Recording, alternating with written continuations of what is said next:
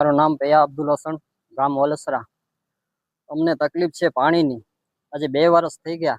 અમે વારંવાર રજૂઆત કરીએ છીએ, છતાં પણ કોઈ સ્વીકારવામાં આવતી નથી. ખરેખર કાયદેસર ભ્રષ્ટાચાર છે.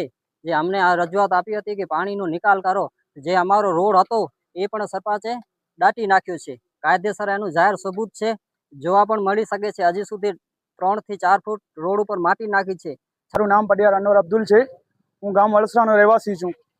પણ જે હમણાં જે કામ માટે અમે આવ્યા છીએ, જે વલસરાથી અયડા રોડ ઉપર જે માટી નાખી દીધી છે 3 ફૂટ આરસીસી રોડ દાટી નાખવામાં આવ્યો છે સરપંચે, એના માટે અમે 2 વર્ષ થઈ રહ્યા કે અમે અરજી કરી રહ્યા છીએ. એનો કાંઈ પણ નિકાલ કરવામાં આવતો નથી ને રસ્તો પણ આખો એકદમ પહોળો કરી નાખવામાં આવેલ છે. હા, ને પછી એમાં અમે કેટલીક વાર અરજીઓ કરી છે, વિડીયો બનાવ્યા છે. એમાં કાંઈ પણ ટીડીઓ સાહેબે પણ અમને કેટલા વખત કીધું છે કે કાલે થઈ જશે, એવા 2-3 વખત અમને કીધું છે.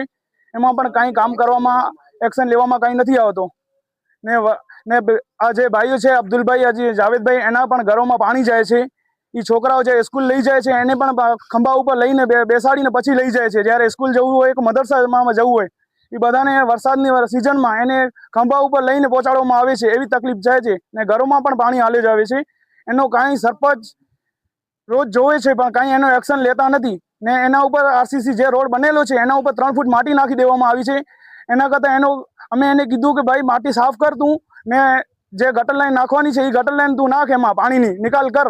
પણ એ ખાલી કાંઈ પણ એનો એક્શન નથી લેતા. ખબર નથી એમાં બધાની કેમ કે એમાં બધાની મેલબગત છે કે શું છે. બધા ગરીબ લોકોને બધાને હેરાન કરવામાં આવે છે.